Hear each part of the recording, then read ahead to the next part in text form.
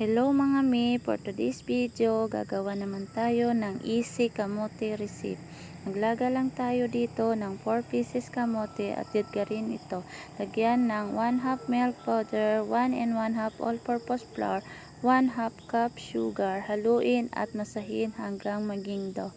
Mag-scoop ng isang kutsara, i-flatten, maglagay ng cheese sa gitna at i-roll ito.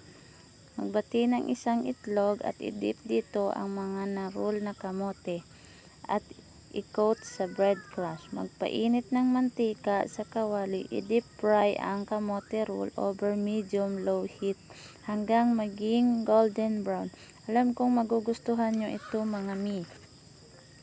Ganun lang kadali, may kamote roll na tayo. Yun lang for today's video. Thank you. God bless.